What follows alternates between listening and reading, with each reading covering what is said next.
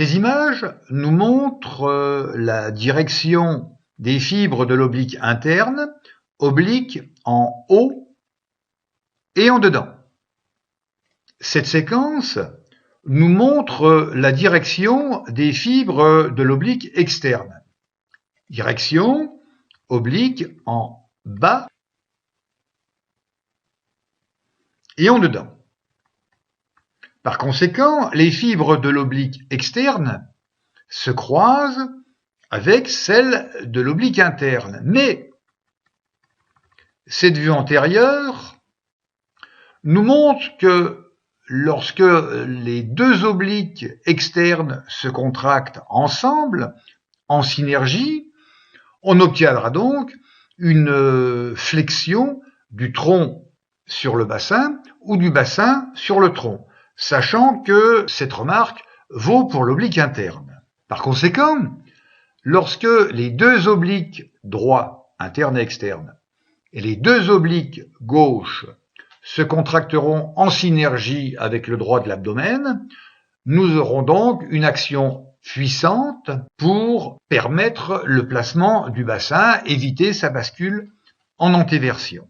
Une contraction également de ces muscles pourra permettre un abaissement de la cage thoracique et par conséquent, ces muscles seront expirateurs. Voyons maintenant le cas d'un oblique interne qui se contracte avec un oblique externe situé du côté opposé. En effet, la direction des muscles obliques internes et externes est telle que les fibres d'un oblique externe sont en continuité avec les fibres de l'oblique interne du côté opposé. Par conséquent, si un oblique interne se contracte en synergie avec un oblique externe, c'est comme si un seul muscle rapprochait les insertions à gauche sur cette image, sur la cage thoracique, des insertions à droite sur cette image. Et par conséquent, on obtiendra une rotation. Rotation qui peut s'accompagner d'une flexion. Tout dépend de l'état de contraction des muscles postérieurs du tronc. Lorsque le sujet se trouve couché latéralement, avec le tronc dans le vide, cette inclinaison pourra s'accompagner d'une flexion du tronc si les muscles postérieurs du tronc, qui ici ne sont pas représentés, ne sont pas contractés. On voit donc la figurine qui réalise une inclinaison associée à une flexion. Bien évidemment, ce type d'exercice permet la réalisation plus facile de l'inclinaison puisque le nombre de faisceaux musculaires mis en jeu est plus important.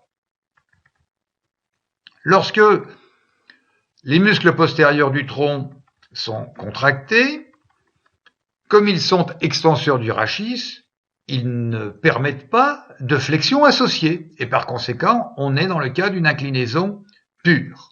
C'est la raison d'ailleurs pour laquelle cet exercice est beaucoup plus difficile. Rappelons que lorsque le sujet est debout, l'inclinaison du tronc peut se réaliser sous l'effet de la pesanteur. La situation est différente si le sujet porte une charge dans une main. En effet, les deux muscles obliques internes et externes, situés donc de l'autre côté du port de la charge, vont donc se contracter pour réaliser une inclinaison du côté opposé à la main qui porte la charge. En synergie avec le transverse et le droit de l'abdomen, ainsi qu'avec le diaphragme, les obliques jouent un rôle dans la régulation des pressions intra-abdominales et intra-thoraciques.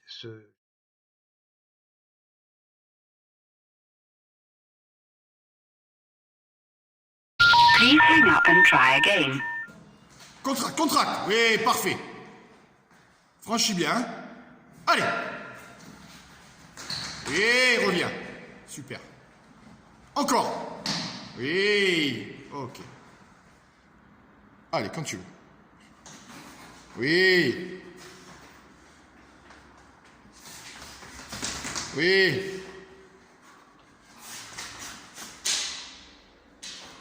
Ok. Et tu reviens. Super.